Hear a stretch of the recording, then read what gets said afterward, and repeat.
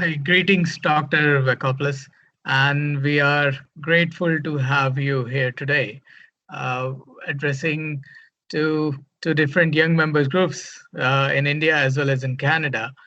And it's a great opportunity when people from two different countries, especially young members, are coming together to learn from your experiences and and things that you have done and the things that we can look forward to where this industry is going.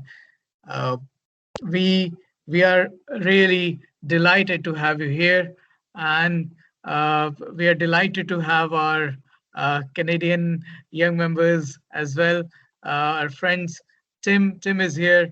Tim did a great job by organizing this in collaboration with Indian Young Member Group. And Tim, could you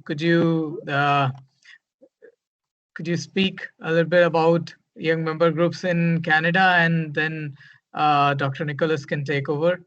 Uh, For sure. Thank you, Sandeep. I would like to say thank you for the opportunity to collaborate with the Indian Young Members Group. My name is Tim Pakulak. I am the Canadian representative to the International Young Members Association Young Members Group.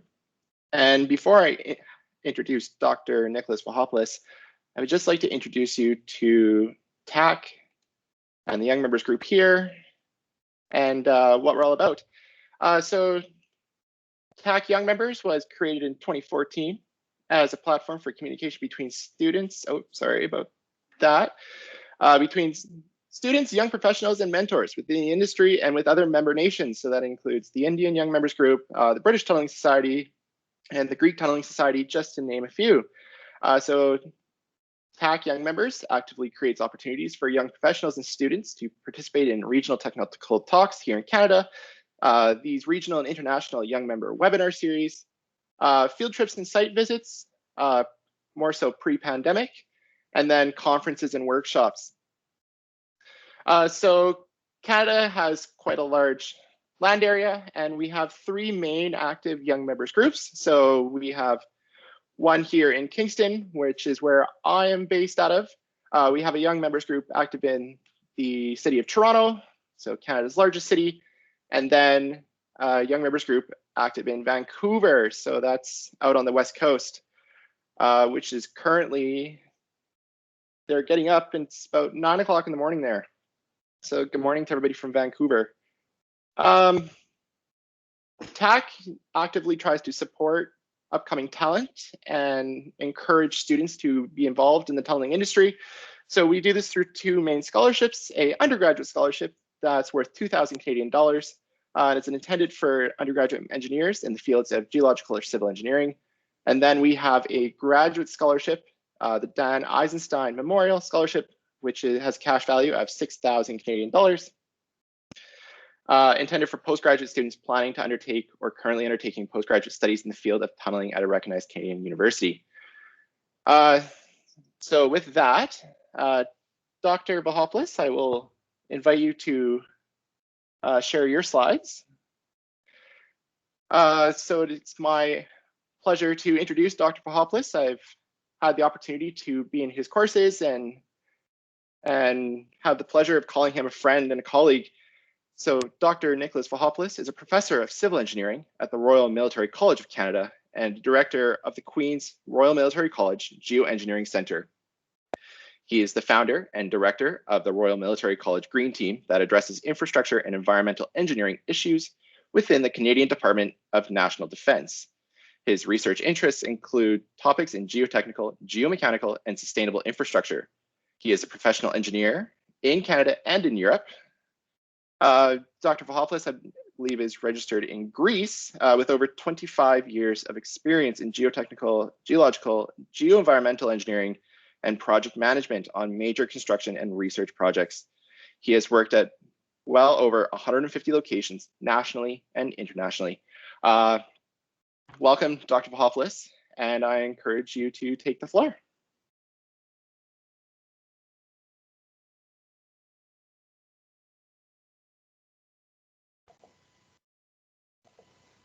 Thank you, Tim. I really appreciate that. Can everyone hear me? Yes, yes, we can. Okay, perfect. So we can start here. So thank you very much, Tim, for that kind introduction. And thank you to all the attendees from coast to coast in India, as well as coast to coast in Canada, and anywhere else that you may be participating in this webinar. I just hope that everybody is safe and healthy, especially during these times. So it gives me great pleasure to present at this webinar forum. And you can see the title here. The title of my presentation is The Use of Umbrella Arches in Tunneling, and in particularly the monitoring of such elements through the use of fiber optics. And so I would like to thank the Tunneling Association of India and the Tunneling Association of Canada for inviting me to give this webinar presentation. And in particular, I'd like to thank the Tunneling Association of India and the young members for their initial engagement in this regard. So thank you very much, because I know that there's been a lot of people that have been working in the backdrop in order to make this webinar happen. And I certainly would like to acknowledge them here. And again, I'm truly grateful to them for allowing me the opportunity to present in this forum. So in terms of a presentation outline, here's the outline here. I'll go through a little bit of a background, some definitions, some design tunnel support considerations, which again, within the time allotted, we just want to talk a little bit about what are the relevant factors and themes that are associated with tunnel design, support design of this type, and then Dr. talk a little bit. Yes. Sorry, you're not presenting your screen. We can see your video, but we don't see your slides. Oh. Sorry to interrupt you there.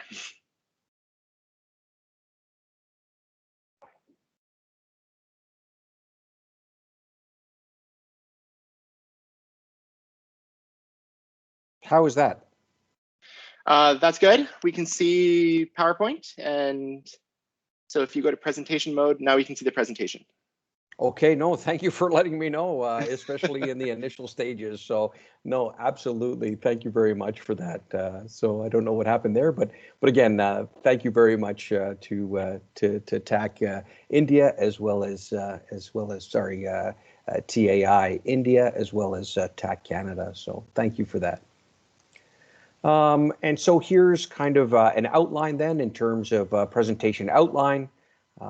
Be talking about the background, some definitions, factors that are associated with tunnel support, and then talk about this novel sensing technique that we developed at RMC that we tried to do proof of concept on in the laboratory, but also then progress to do case studies or in situ testing as well. And of course, have a summary and talk a little bit about that, and hopefully answer some questions or inquiries that you might have. So in terms of where we're located, here we are in Canada. So Tim showed you kind of where Toronto is, as well as Vancouver over on this coast here. And then Kingston, we're located just at the periphery or the boundary between Lake Ontario and the St. Lawrence River. So there we are there. And then in terms of Royal Military College, here's a picture of where we're located, our campus on an isthmus in Kingston. Okay. And so what is RMC? Well, the Royal Military College of Canada is a nationally accredited university. Our accreditation comes from other university bodies to be able to offer university degrees and engineering degrees in particular. It's also the premier institute or university for commissioned officers in the Canadian Armed Forces. And it's one of the premier government research establishments in Canada. And what you could see here is just some of the lab space that we have within the civil engineering department to conduct large and small scale testing within the structures laboratory within our department. We also work very closely with Queen's University. Most of our professors are cross-appointed and work harmoniously through the Geo-Engineering Center with our brethren over at Queen's University as well. And you can see some of the campus over at Queen's as well as downtown Kingston here in these photos. And anytime anybody wants to visit, the offer is definitely open to all of you. In terms of my background and expertise, you can kind of see some of the research and lines of research that I've been involved in the past and currently been involved in. And in this particular presentation, what I'll be talking about and some of the themes that we'll be highlighting are the physical testing of tunnel support, and talk a little bit about the support-ground interaction, the underground stability of that support, and especially with the design function associated with it, and the monitoring of these infrastructure works using this novel technique that came out of our research establishment, out of our program here. So the understanding of not only these elements that we see here, we see kind of the scale of the research program here, and you know the combined effect of how these support elements work together has been limited thus far by technology. And so through the use of a novel fiber optic that we've been able to come up and develop in our lab, we're afforded an unprecedented view of strain through the components of these support elements. And so this research group aims to create a better understanding of these support elements, including umbrella arches, which is the focus of this presentation, but it's not limited to that, and provides insight for the purpose of optimization. How do we optimize the full support of tunnel support? And so my research group is conducting research across a spectrum of scales that you can see here, utilizing lab, in situ, and as well as advancing the current analytical and numerical modeling techniques. And the research is primarily focused on determining, again, the combined behavior of the tunneling support elements. And really, our research group is the Canadian Military GeoWorks Lab out of the Civil Engineering Department at the Royal Military College. And we are military focused. You can see some of the military graduate students in these photos, but also the society, which is the Canadian Military Geosciences and Engineering Association, that we are affiliated with as well. And so this presentation here, we'll start talking about the use of umbrella arches in tunneling. So the construction of underground infrastructure, it disturbs the pre-existing stress equilibrium within the ground mass. And so we're excavating, and because of the excavation that we have, we get a relaxation of stresses, a reorientation of these stresses because there's no more confinement. So this causes the stress redistribution to localize around the excavation, and a weakened zone, if we're talking about weak ground, that resulting deformation of the ground goes from regions of higher to lower stress concentrations, and we get convergence of the opening.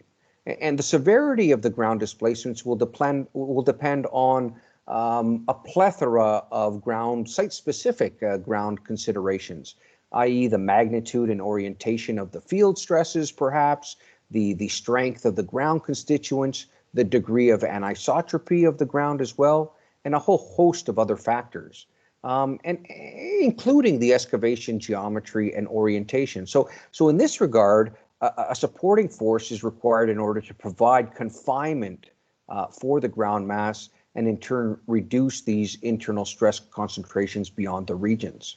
And this is accomplished by implementing some sort of support system, and it's often referred to as rock support. So there is a necessity to have this type of support when we're constructing, and we need to control these deformations through these difficult geological conditions, and this includes reinforcement of this nature. To be able to provide the support at the face as well as the peripheries of the tunnel opening. And so if we kind of take a look at the definition, let's say, of reinforcement or ground improvement, which is another technique, and this acts directly on the ground's mechanical characteristics by improving its natural strength and deformation properties by means of appropriate ground improvement techniques. So we have to come up with some sort of reinforcement to help the soil or the rock support itself. okay? And we've got this protective intervention, and this can be seen in terms of the forepoles or the umbrella arch, which are steel pipes, and we'll talk about those in a second here. But the protective intervention channels the stresses around the periphery of the tunnel opening, and it provides a protecting function to ensure that we have protection of the excavation works below, but also to try and limit the amount of deformations that occur. So the umbrella arch technique can definitely be included in the definitions that we see here. So what is an umbrella arch, or what does it profess to do? Well, these are mechanically temporary support or pre-support. So a lot of times this is a support of a first pass in weak rocks. And they're generally used to increase the stand-up time by preventing ground material from raveling into the tunnel opening. Okay, they reduce the ground loads acting immediately on the tunnel face that we see here, because a lot of it has to do with preserving that face to make sure and ensure that that face is stable. And so it provides stability of that face. And also, if we're close to the ground, we want to be able to mitigate the amount of surface settlements. And of course, within the triad of costs, optimization, safety, and time, we also want to ensure and balance the safety of the workers that are near the face as well. So in terms of an umbrella arch, this is the definition that we've come up with, and we'll show you how we came up with this definition. So it's a pre-support method, okay, and it's a temporary support method that is installed during the first pass of an excavation from within the tunnel. And so if we were talking to a mining community, they would say, wow, this is full out support. This is not temporary support. This is a lot of support to be put in. So this is support that's put in to keep the tunnel open to the dimensions that are required prior to the structural lining to go into the tunnel. And it reinforces through the interaction of support and rock mass. So we're talking about some type of combined material that ensues. Okay, so a composite material of steel or support, it could be any form, and the rock mass itself. So here's the umbrella arch, which are these pipe systems that are placed at the roof of our excavation.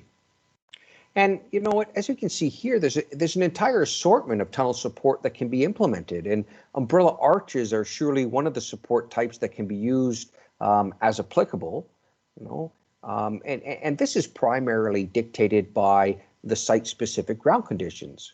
Okay, seen here, you can also see a forepoling machine that's used to install such support elements that make up the umbrella arch. And so we have the umbrella arch here. If we can look at a tunnel in cross-section, here we have a horseshoe, and we can see that we've got rock bolt elements that are providing support as well. And then here we can see the umbrella arches. And these can be seen as a set of longitudinal support elements that are arranged in an arch configuration at the crown or at the top of our tunnel. And then here we can see the tunnel in its longitudinal cross-section along our cut here AA. And if we take a look then a little bit closer, in this idealized representation of one of the support elements within the umbrella arch arrangement, we can see that the support elements are installed at an angle differing from the linear alignment of the bored tunnel here. Okay, and we can also see that the length of these support elements, you know, that constitute the umbrella arch, again, this is just one of many, they're much longer than the actual diameter of the tunnel in this particular case. So here's the excavation, here's our excavation direction, and the forepoles are installed in this manner. And there's also an overlap that's associated with this type of support system. So if we kind of take a look at an umbrella arch, there's many names that have been attributed to this type of tunnel support. And you can see some selected names in this particular slide. So oftentimes within the tunneling industry, there's multiple wordings for describing the same type of support that's been installed. And so this leads to confusion, and it also doesn't allow for a systematic way to categorize the type of support for the body of knowledge and literature within industry. So further investigation reveals that for each of these support elements that are listed here, there's noted differences in the literature based on their use, their application or interaction with the soil or rock, in terms of perhaps the stiffness of the grout and other considerations as well. So the umbrella arch definition alone does not address the usage and functional differences of the cited terminologies that we have here. And so if we kind of take a look at this terminology, an in-depth literature review of relevant methods of crown support, it really reveals a complicated and confusing use of terminology that describe relatively the same functional support types by function. So for instance, if we take a look at the table here, there's definitely an overlap between the parameters that are cited here for forepoles and spiles within literature. So here we can kind of see the different parameters, design parameters that constitute a support element of this type. So these are the individual elements that make up the umbrella arch. If we look at literature and we see ones that are stated as forepoles, and the other ones in literature we can see stated as spiles. So here we can see one reference, and here we can see another such reference for spiles. We can see that, hey, there's an overlap between a lot of these parameters. And so how do we differentiate or be able to determine whether or not we're using a spile or a forepole? And so what we profess was to investigate this and to take a look at other authors' terminology as well in an attempt to categorize or come up with proper or propose proper nomenclature for this. So if we take a look at Hooke's definition of a forepole, we can see here that it's typically 75 or 114 millimeters in diameter. That's how the diameter of the pipes. And then they're 12 meters long, installed every 8 meters to create a 4-meter overlap. Okay, and there's successive forepole umbrellas that are created. If we take a look at another reference here, we can see that Tunkademir, we can take a look at the length of a forepole is 3 to 4 meters now, and rarely 5 meters, with a diameter of 32 to 38.1 millimeters. Okay, so again, there's a lot of different categories or definitions associated with these support elements. And so what we tried to do was we tried to come up with a reference that tried to cite all of the umbrella arch nomenclature that were cited in history, more than 150 references, and we came up with this particular definition. And so we look at, let's say, a forepole as a temporary support which acts above and around the tunnel crown in relation to the unexcavated tunnel portion as we defined before, and installed within the tunnel during the first pass of an excavation. And what we have here are the divisions of the umbrella arch now. So if we want to talk about a spile, we're saying that the length of the actual support element that constitute the individual elements of an umbrella arch are less than the height of the excavation. And for a forepole, we're saying that the length is greater than the height of the excavation. And then if we have a grouted umbrella arch, then we say that grout was used for that. And we can see that in the reference here. So this has been referenced in this particular manuscript or paper that's been published previously. Included in there because, again, we need a starting point to be able to design or see whether or not umbrella arches are suitable for a particular situation. There's also a methodology in terms of which umbrella arch category should we choose based on the ground conditions and the perceived failure mechanisms. And these have been summarized in this paper as well. And so I refer you to that document as well. But my history in terms of where I first saw umbrella arches used was back in the early 2000s at a tunnel called the Driskos Tunnel. It's located in northern Greece, and it's part of the Egnatia Odos, which is basically a 680 kilometer 400 series highway that spans all of northern Greece.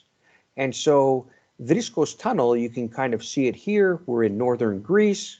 And if I take a look at this particular section here of northern Greece, which is highly mountainous, I mean, 77 twin tunnels were built simultaneously in this terrain. It's basically an extension of the Alpine system, the Alps in Europe that come down into the Balkans as well. And if we were to take a look at the city of Ioannina, which is the major city up in northern Greece, and about 5 kilometers away to the west, to the east, is where we'll see the Driskos tunnel site here. And then Egnatia Odos coming in and around from east to west. And if we were to take a look at the Driskos tunnel, the tunnel itself in an idealized cross-section here, it is about 4.1 to 4.2 kilometers in length. At the highest overburden, we're talking about 220 meters in terms of overburden. And you can kind of see the type of orientation of some of the geology and the rock masses that are present. So there's orientation. There's also different types of rock masses that are present as well. We have, for the most part, in this particular region, we have a material or rock mass called flysch, which is a series of rocks that have been deposited in the deep sea that's adjacent to rapidly rising mountain chains. And it's dominated by sandstones with finer siltstone clays. And these clay layers could be larger in places, so the sandstone could be larger than the siltstone layers. And in other times, the siltstone layers dominate and they're larger than the sandstone layers. And the deposition occurred in the Eocene epoch, approximately 58 million years ago. But what we can see here is, this is my hand on the side here. It's just me taking the material, and you can see that matrix control is an issue here in these types of materials because they're new geological materials that have been deposited, and even the lithification process is questionable in some areas here. Okay. And so if we were to take a look at some of the tunnel design details of the Driskos, you can see that umbrella arches were used. And the first time that I was subjected to umbrella arches, like I said, was the Driskos tunnel, and the terminology that was used was a forepole. And so for me, that's what started the nomenclature of forepoles for my particular experiences. And what we can see here is we can see these successive umbrella arches here. And it may look like the tunnel's coming in on itself, but that's not the case. What we're seeing is kind of if we look at this in profile, we can see that here's the forepole. And what we need this area here to be able to insert our forepole and to have our forepole machine be able to install the forepoles in this arrangement here. And if we were to take a look at the alignment is definitely maintained so that we can make sure that we have an opening that is to the specifications that were required in terms of design. And so here what we also see is just conventional tunneling. And so we've got the top heading that is excavated first, and then in a second pass we've got the bench which follows after the top heading has been excavated. Okay. Here you can see it a little bit further down. You can see shotcrete that is here. These tubes that we're seeing in the top here are just for dewatering, and there's also survey markers that are outlined here as well. But here you can also see it shotcreted. Okay? And then they're starting to put in the drainage and the meshes, the steel meshes for the final lining. So if we're to take a look at the components here, we've got the forepoles, and this is about 20 meters, 12 meters in length rather here. We've got forepoles, which are, again, these pipes, steel pipes. We've got a forepoling machine, which is inserted and utilized to be able to install the forepoles themselves according to the design. And then we have here, we've got the umbrella arch here that has already been created at this location so that we can start excavating the face and to ensure stability as we excavate that face. Again, we have a detail of a forepoling machine. And honestly, in terms of logistics, a lot of times it's very good to have a forepoling machine at your tunnel site, even if you might not use it, if you use the observational method. And we'll talk about that here in a few minutes. But it's a good idea to have it on the side, because then if you need forepoling for a particular section of your tunnel, you don't stop all of the logistics just to try to site one and to bring it on site. So it's good to balance that and do that risk assessment at the planning stages in terms of logistics. And if you want to read about the Tres Coast Tunnel twin tunnel system, then it's also available through the literature as well. Okay, but again, that was my first exposure to forepoling.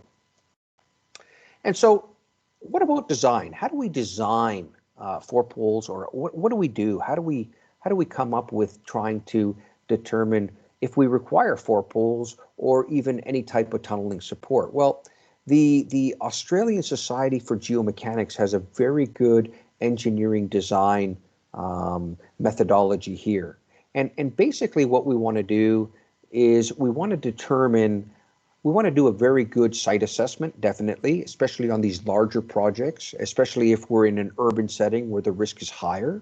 We want to be able to determine groundwater effects, the primary stresses and their orientations as applicable, and then the orientation ground structure of the tunnel itself.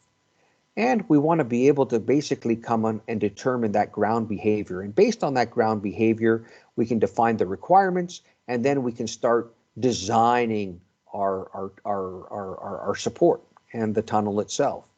And this is an iterative process if you're going to use an observational method. Observational being, let's construct, and on-site, let's monitor, and let's change the design based on, or alter the design based on what we see in the field. And so this is a good methodology to follow. And again, there's two major aspects that need to be addressed here. We want a realistic estimate of the expected ground conditions. So we want to make sure we have a thorough site investigation, for sure, and what our potential behaviors will be as a result of that excavation. And we also want to design an economic and safe excavation in order to mitigate those ground behaviors. And the optimization plays a role in all of that. So if we were to take a look at a graph or a design curve that was postulated by Hook, we can take a look on the one axis and we can see the percent strain. And this is a tunnel closure to tunnel diameter on the one. So we normalize the amount of tunnel closure we have to tunnel diameter on the one axis. And then to normalize our actual in situ components, we talk about the rock mass strength ratio here to the in situ stress. And this curve we can idealize, and we can determine that, hey, if I have a very weak material here because this ratio is very small, then I can expect a lot of strain.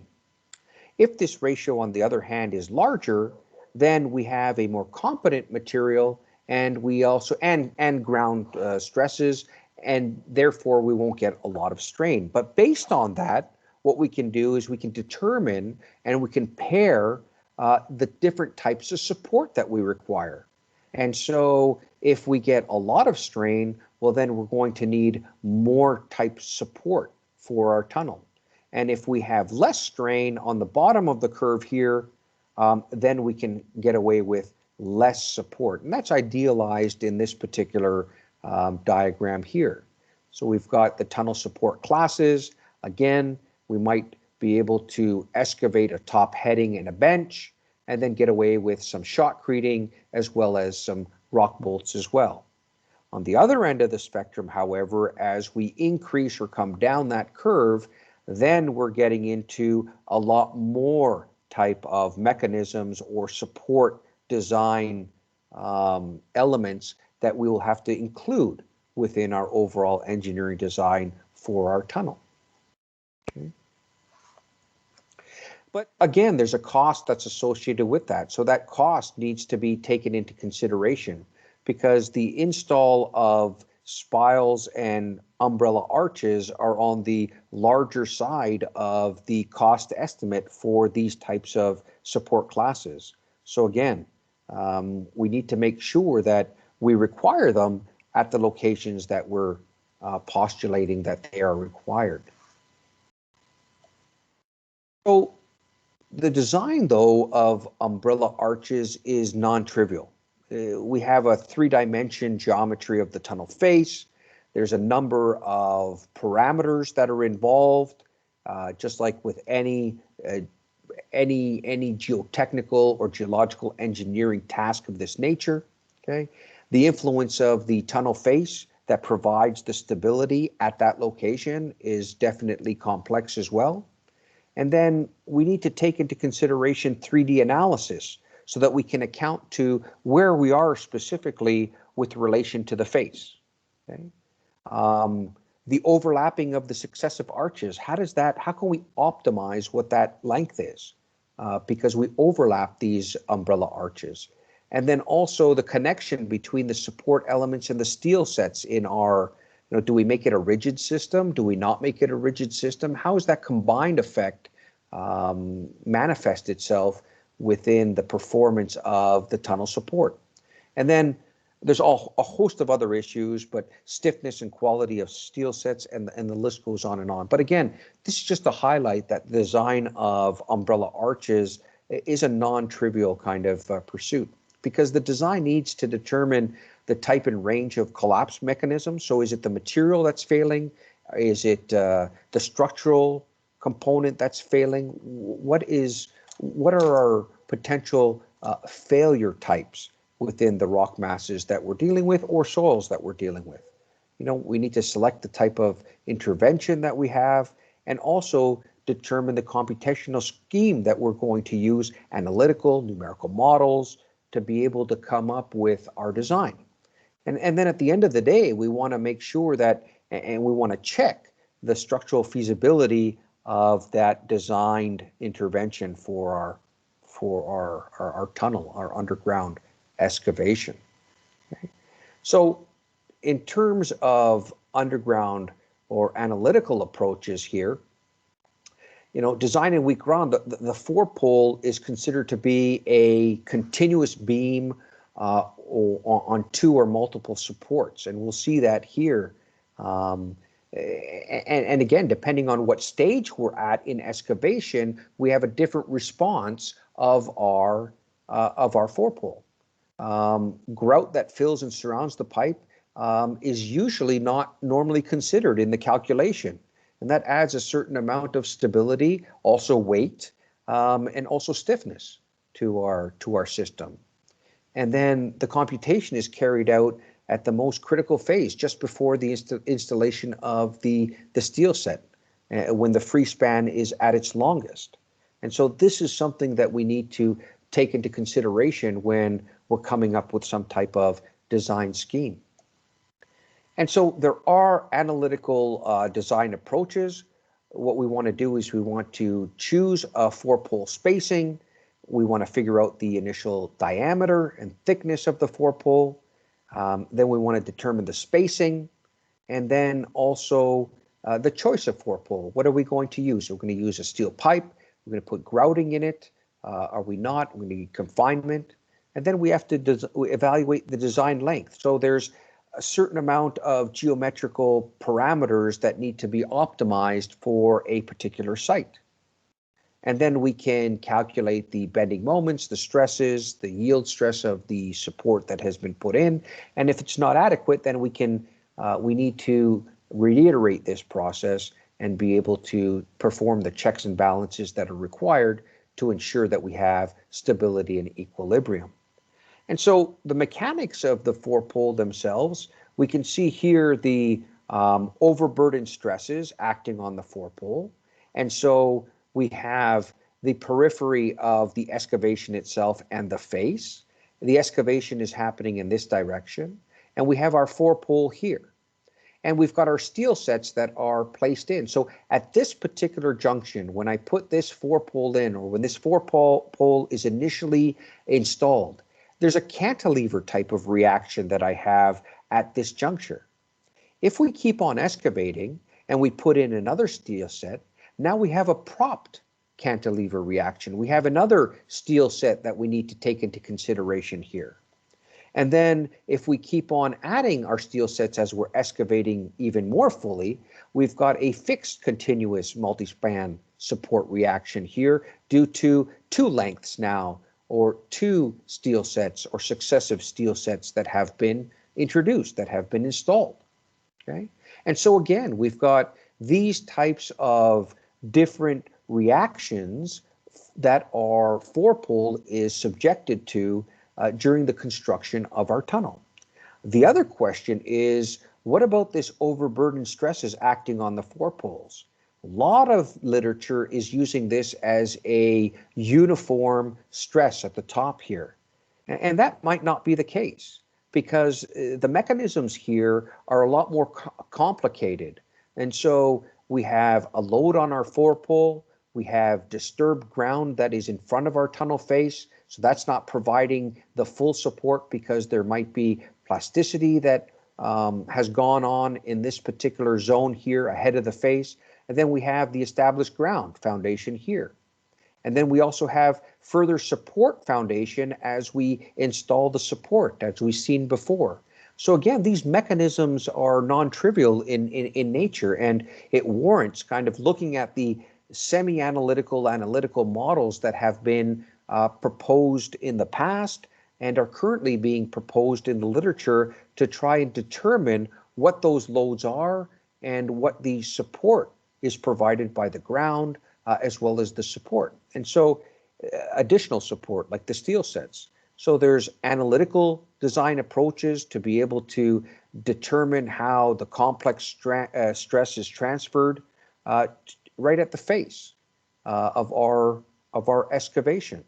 And definitely we're also looking at and have determined using the Pasternak elastic foundation to try to determine what the contributions are at each section of the forepole and at each stage that the forepole is at during the excavation process. And Volkmann, I think, summarized this very well in 2003, and that still resounds with us even to the present day, even 20 years later. And what he mentioned is that the rapid increase in the use of umbrella arch systems has not been followed by an increased understanding of the interactions between the support system and the surrounding rock mass. So currently during tunnel design as well as on-site, parameters for the umbrella arch system are fixed by experience or an empirical approach.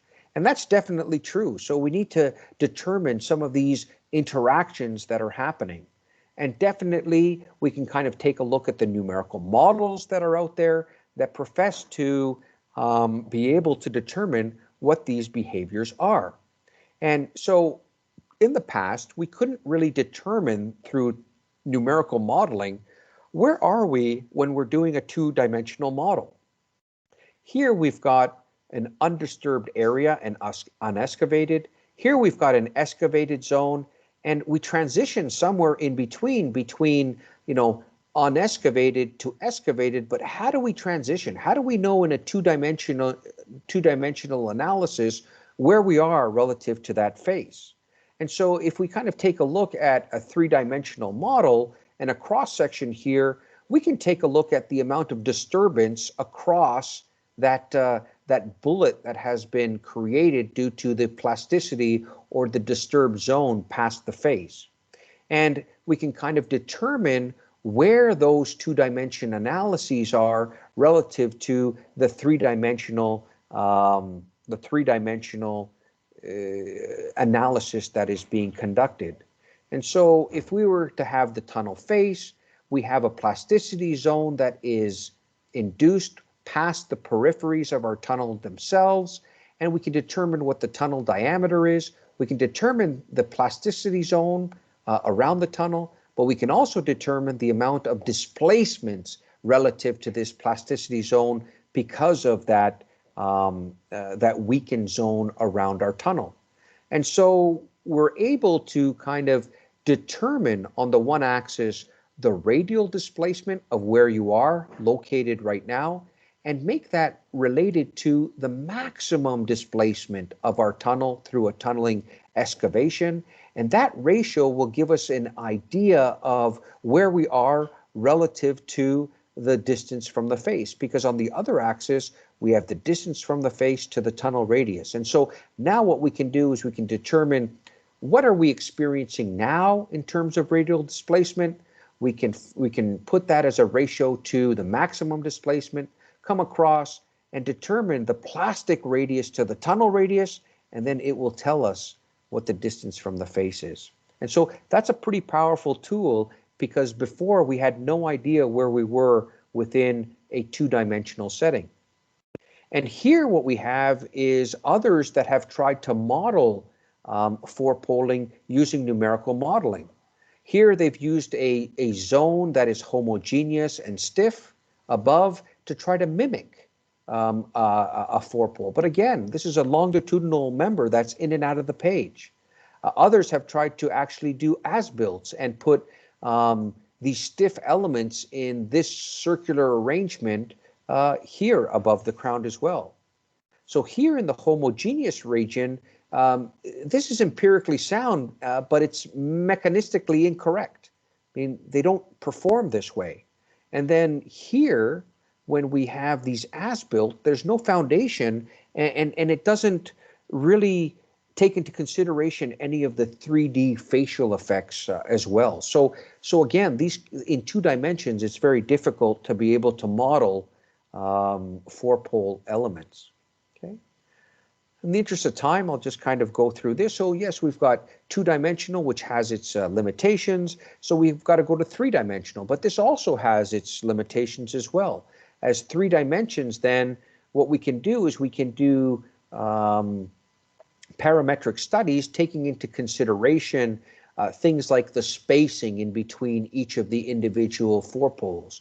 We can take a look at the length and the size of them, the angle of the installation, so the angle between the horizontal alignment and the insertion of our forepole.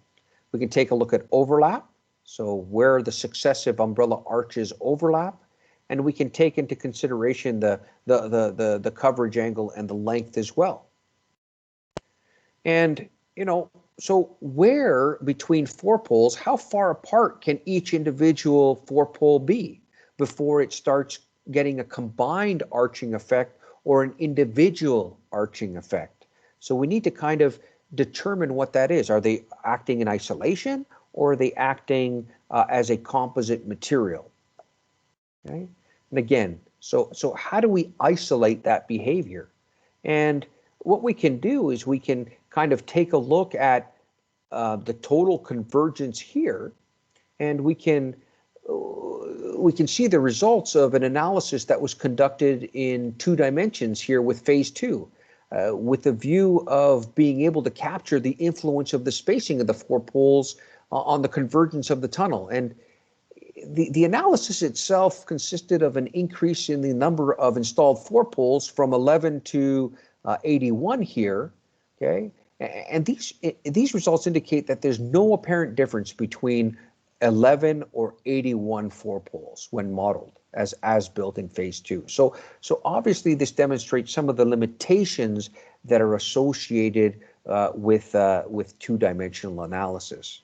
In three-dimensional analysis, what we do is we take into consideration the shear and normal factors within our numerical model. So these are modeled with springs of normal stiffness, normal cohesion strength, cohesive strength of the grout, if that's included, and shear stiffness of the grout as well. And this is a pile cell within the Itasca software in Flach 3D.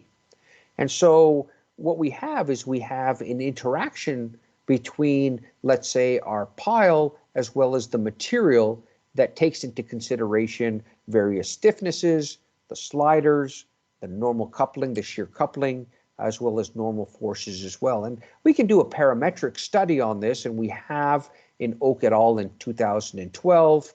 And we can see here for one instance is that for a particular length of, well, it's the displacement profile that we can see here is the first 2 meters of a forepole based on three-dimensional analysis.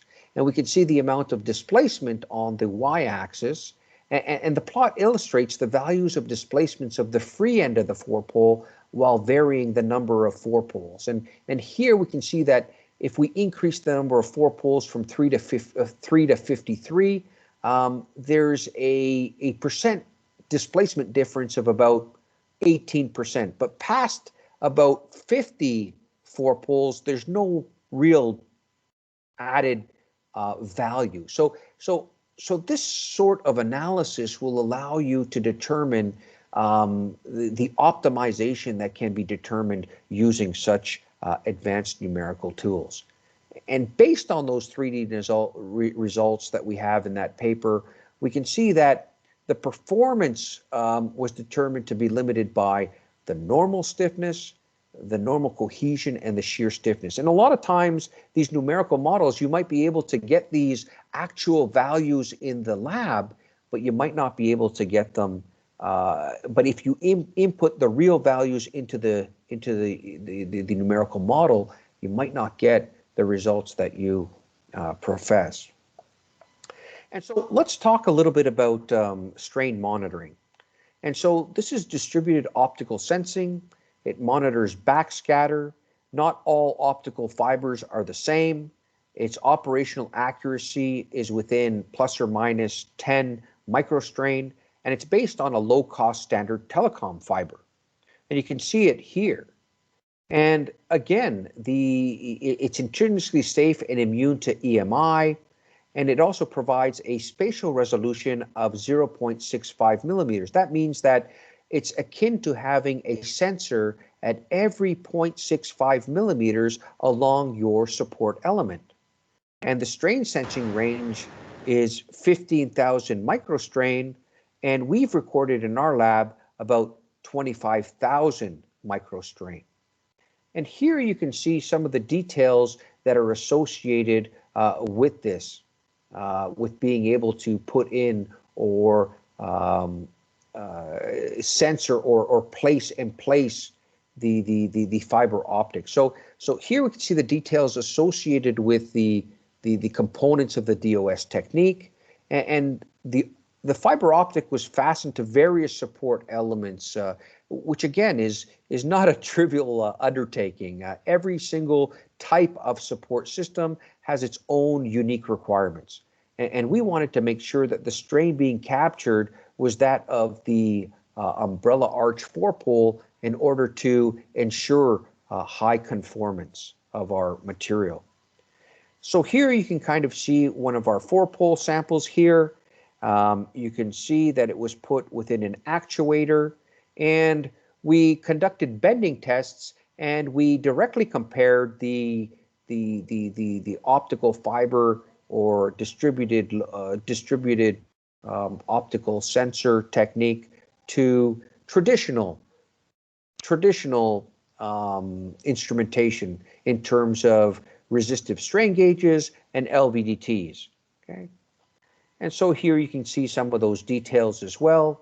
Strain gauges, we've got some LVDTs, we've got the optical fiber that was placed on the forepole element itself.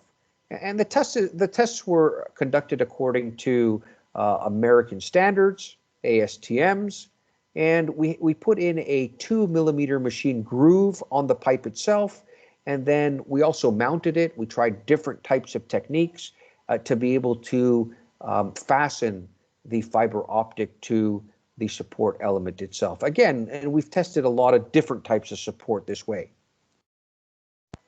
Here we can see it in another actuator.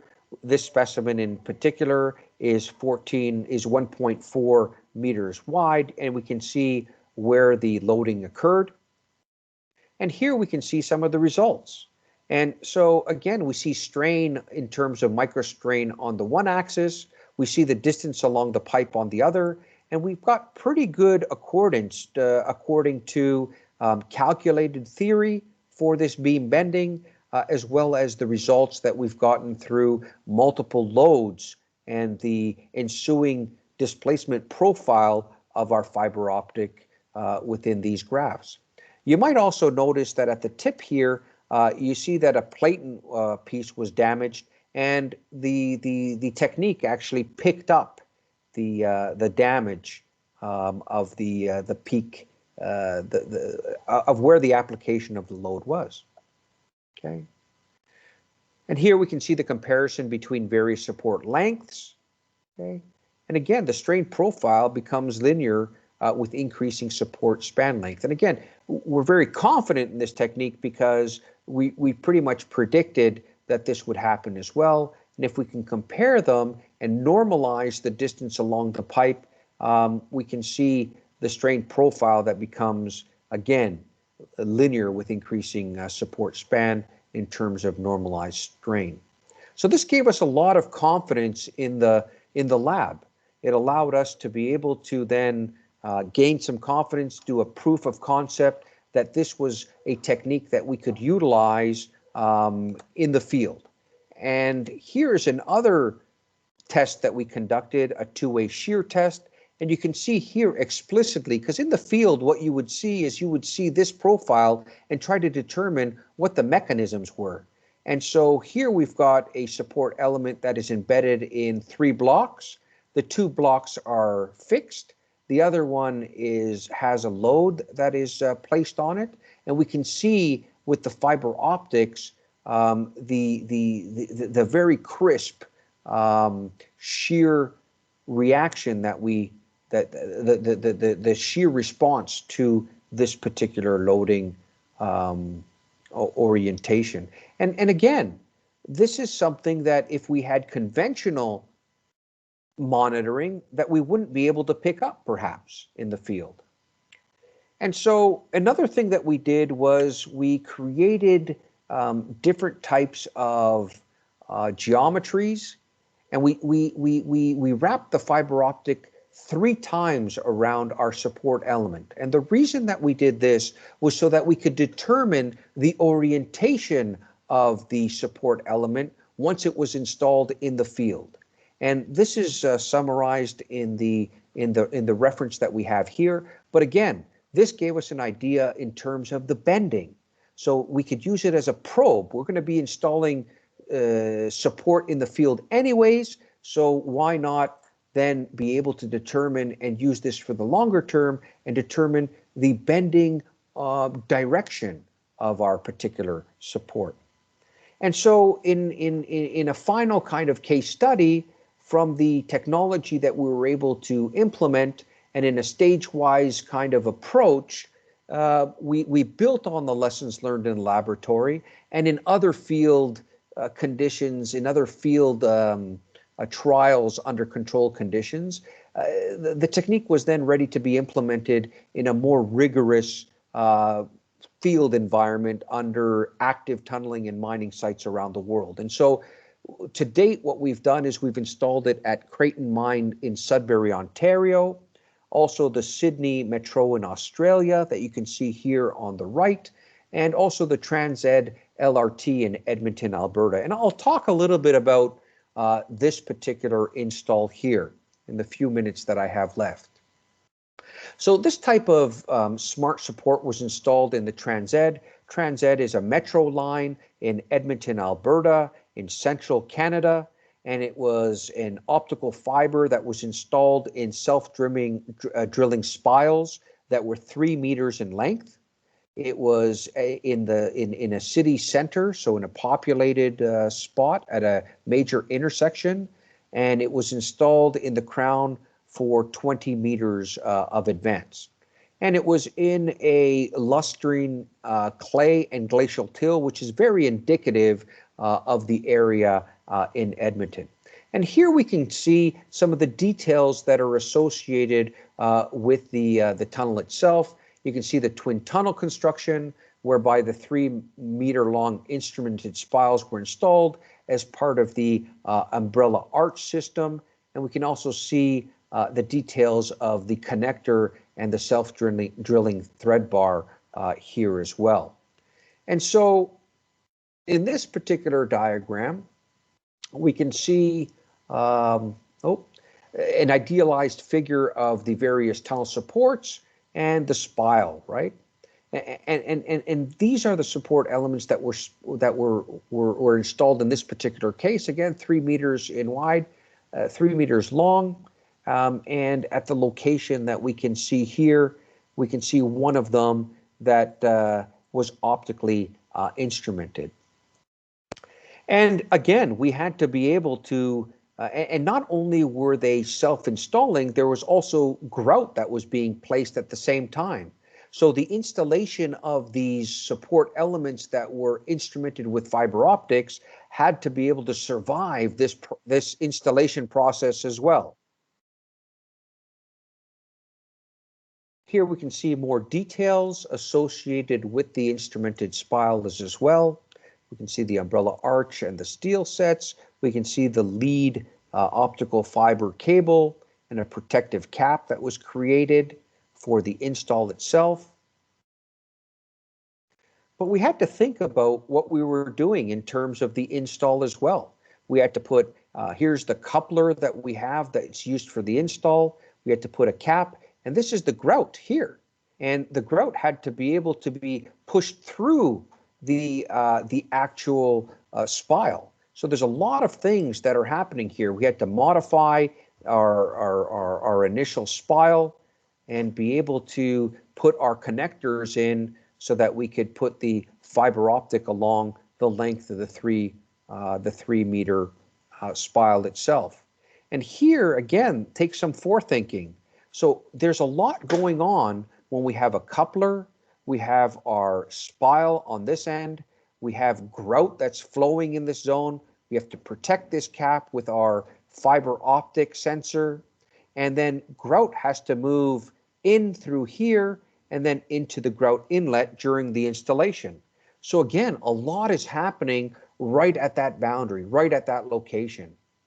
And just to show the utility of this then, what we have here is we can see select results from the installed spiles.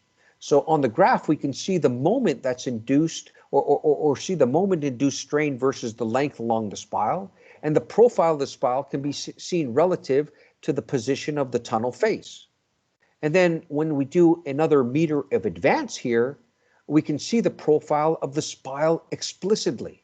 So one end of the spile is being supported by the tunnel support provided primarily by the girder, and on the other side of the tunnel face, the unexcavated portion, the mechanisms that I showed you before. And now we're capturing them here in real time. And that allows you to make real design decisions. And so advancing one more meter, one can see the ensuing profile of the spile, which provides insight into the support function that is able to impart as well as the displacement that ensues. So one can explicitly determine the performance of the support element this way. So this can also be combined with survey measurements that are also taken of the tunnel profile at each stage of the excavation in order to assess the suitability of the support in a true observational approach. And so selected conclusion then, the design of an umbrella arch system are non-trivial. The observational approach is definitely suggested. And then this optical sensing technique really allows us to see and sense the ground ahead of the excavated face, and also allows us to determine the performance and the behavior of these support elements. Okay?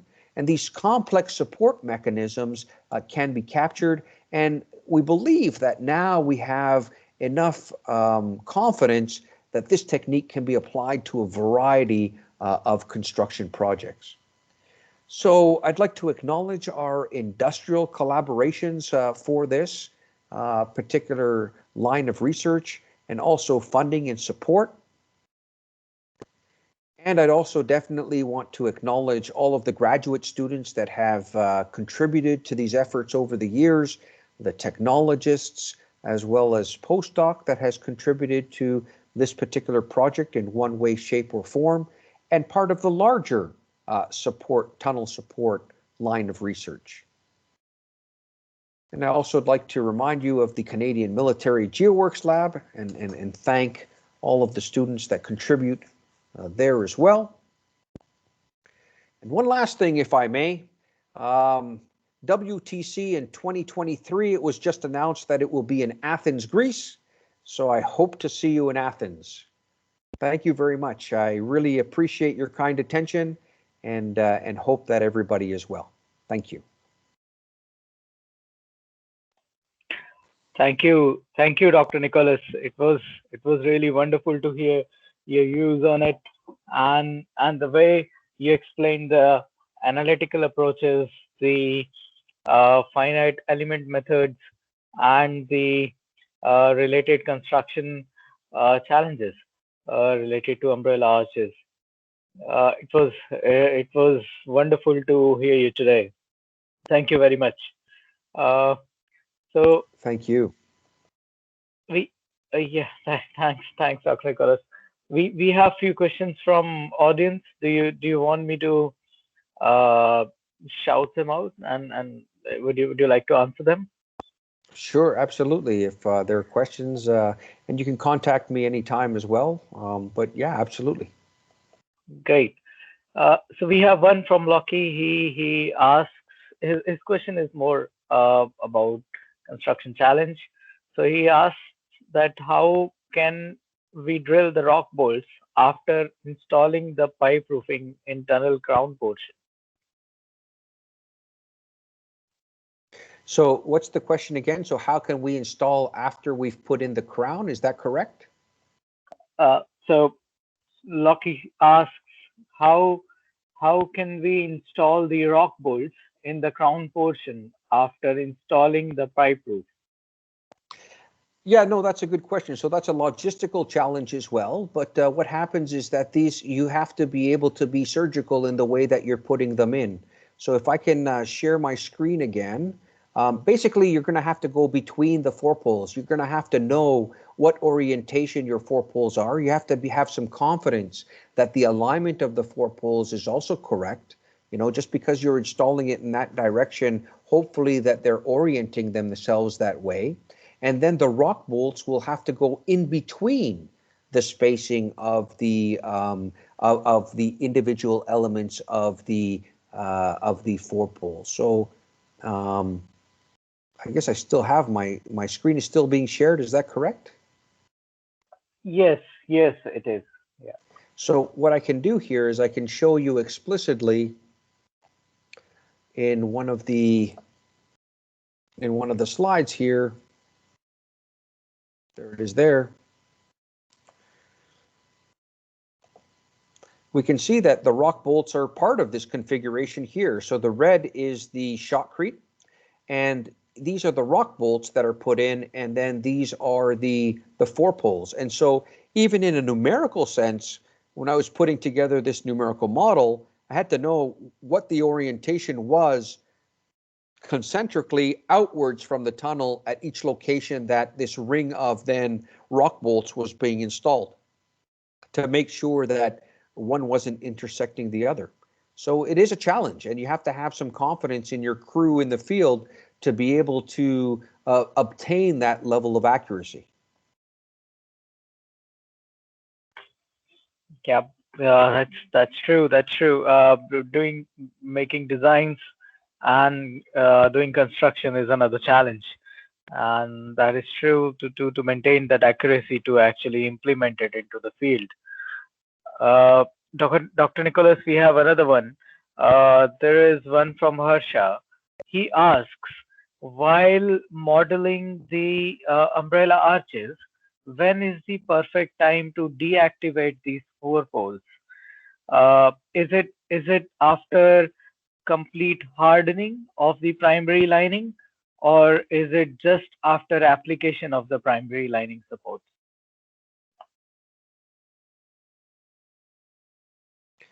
So I think that when you're modeling and you're doing a stage-wise approach, it depends on how complex your numerical model is, to be quite honest. And so, what are the components of your numerical model? And so, for the most part, the way that we model in our lab is that we keep the components of the forepole in throughout the duration of the excavation. And so now we can see the different contributions at the different stages and the different loading conditions that the forepole is subjected to throughout the, and usually we excavate at 1.5 or 1 meter excavations and then put in our steel sets within the three-dimensional numerical model. And so maybe we want to clarify what we mean by turning off the components of the forepole. Usually we add the forepole proper and we leave it through the entire excavation sequence, even well past the excavation face that it was installed at.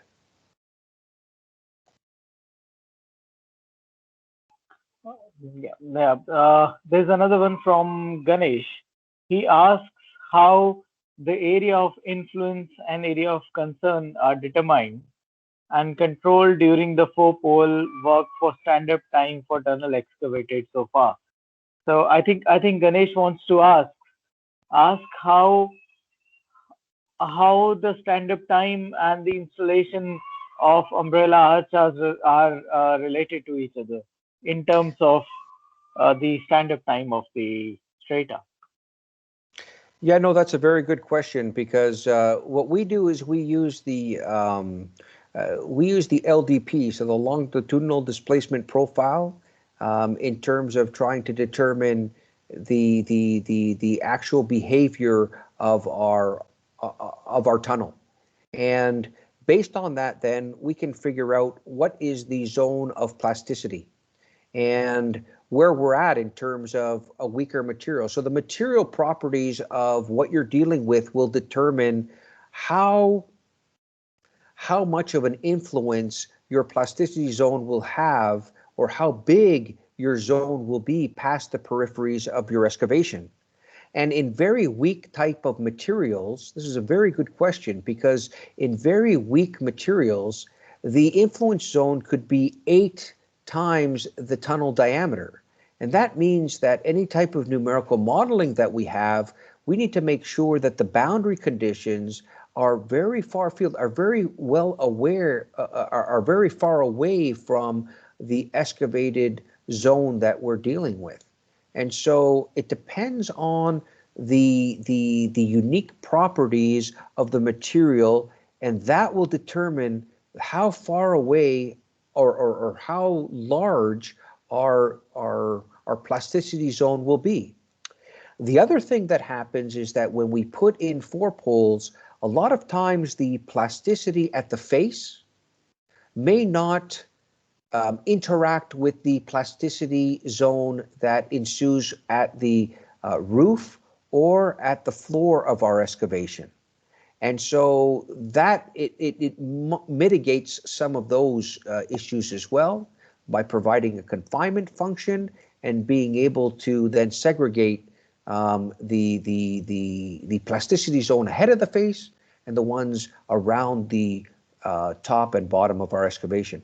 If, however, we have very weak material, there's a different response. If the face plasticity zone combines and interacts with the top and bottom, and maybe this is best shown in an example here. So I had an example here right here. So this is what I'm talking about here. This bullet that ensues here, if we put in a forepole, sometimes what happens is that this mitigates, it limits or minimizes the amount of interaction that's happening here because of the plasticity. But if we have very weak material, this zone here could very well be and extend here, and then there's a lot of interaction between the plasticity in front of the face and then the plasticity that or plastic zone that we have at the other peripheries around our tunnel.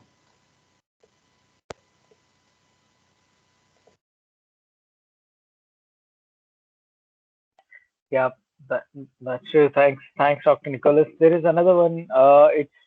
I'm afraid it's not about the umbrella arch, but it's more about the rock poles.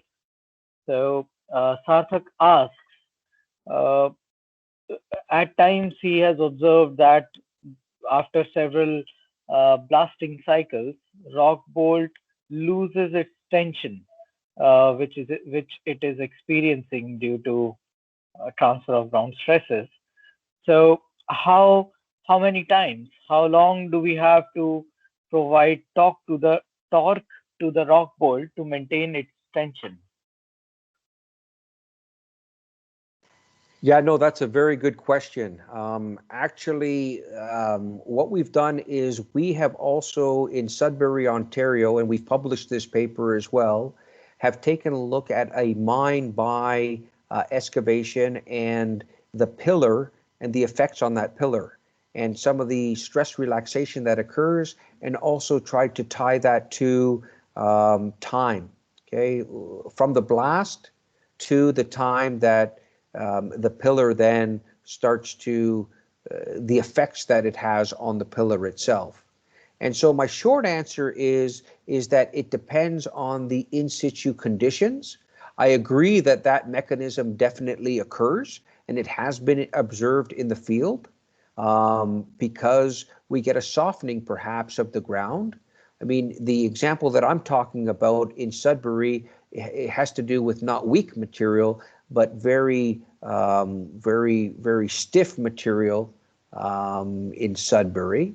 And so again, it depends on the type of materials that we're dealing with. And there's usually pull-out tests that can be conducted so that we can determine the amount or the residual strength that we have after these types of blasts, or we can also test after a series of blasts what's happening. So again, I wish I could speak more to that the mechanism does occur. That's probably correct, but then we'd have to investigate it a little bit more in site-specific, taking into consideration the site-specific conditions to see what percentage and then how far away radially, and then even, where are they blasting and how far back are the rock bolts being affected. But very interesting and very good point brought up, definitely. Yeah, Dr. Nicholas, Tushar wants to ask, is there a recommended spacing of pipes to utilize the arching between them and to optimize the support provided by umbrella arches? Yeah, unfortunately, I'm going to give the same answer. It's going to depend on a host of issues here because there's not one answer for that. There's no real. There's some categories, and we can discuss those at length. However, because we've got different size of forepoles, the spacing will also dictate based on the size. The behavior will dictate will be driven by the size that we pick, but also the type of material that we have on site. Are we talking about soils? Are we talking about what is its function? Or do we have settlement that needs to be mitigated because we're close to surface in a soil? There's a whole host of issues that are relevant, and it's mostly the ground material that will dictate the spacing, okay? Because that will tell us how much of an arching effect we have between the two four-pole elements. And so there's no one unique answer to that. What you would have to do analytically is be able to try and space them at different angles as you're coming up with your design, at different spacings rather across the umbrella arch, and then determine whether or not we have a isolated behavior and when we start having a combined behavior, when one four-pole element starts to influence the other so that we can have a combined effect. And so, again, we can't be so specific to say a certain number. It could be a certain range, but it will depend entirely on the type of material that we're dealing with for the four-pole element. That's true, Dr. Nicholas. I think that's the brilliant idea behind tunneling, which makes it that exciting. The level of uncertainties and uh, and and the variables that we are playing with when we are designing something underground is immense, and definitely it plays a good it plays a great role in deciding all those parameters. uh, with this, I'll just give a uh, short information about what are the things that are planned in coming future from TAIym. We have we are very thankful to Dr. Nicholas for today's webinar, and for sharing his experience and his research with young members from India and Canada.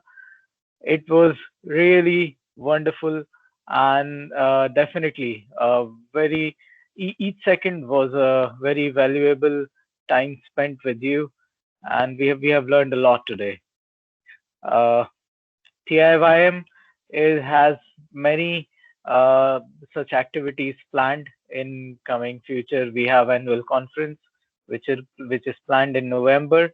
At the moment, it is planned along with Tunnel Asia Conference, and then we have SITA, Symposium of Young Tunnelers of Asia, which is open to Asian as well as non-Asian countries. The idea behind SITA is that we dedicate a day where young engineers, young professionals come together and share their experiences along with each other about what they are doing. We already have confirmation from Japan, India, South Korea, Malaysia, Hong Kong, New Zealand, Australia, and UK that they will be participating. So it's going to be another good day in August, and India will be hosting SITA 2021 this year. Then TIYM has published a new blog from Mr. Ahmed Shaz, and it's live. It's a very interesting blog. We can go to the TIYM blog link and read. It was a very interesting journey of Mr. Ahmed to these sites and to analyze what's going on there.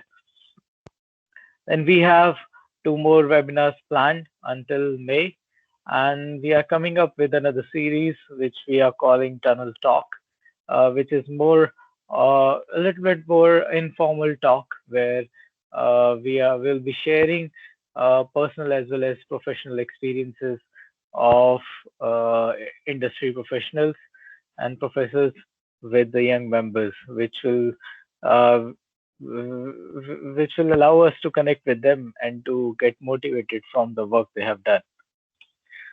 With this, I thank you all, and many thanks to Dr. Nicholas for being here with us, and thank you everybody for listening to this and asking so many interesting questions. If you have any more questions, please do share it with Tim in Canada or with us in at TIYM email, and we'll definitely try to reach Dr. Nicholas and get answers to them. Thank you very much. Thank you, Dr. Nicholas. Thank you again.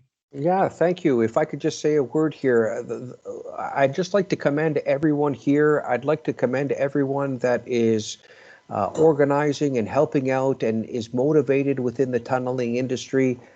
For people like me, it just gives me a very good feeling that our future is bright, that we have young, bright minds that are engaged in our industry.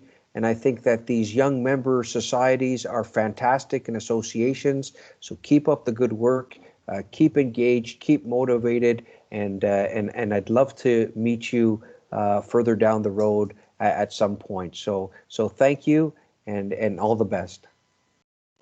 Thank you. Take care, Dr. Ghost. Bye. Take care. Thank you, everybody.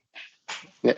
Thank you. It's a pleasure to collaborate, Sandeep. And on behalf of TAC, Dr. Vlachopoulos, that was phenomenal. And I look forward to welcoming everybody to Canada when you get the chance. So have a good rest of your evening over there. Thank you, Tim, for the invitation. Definitely. We would love to join you in Canada as well. Thank you, Tim, for co-hosting this and co-organizing this. I hope we had a great time in Canada as well. Thanks. Bye. Bye.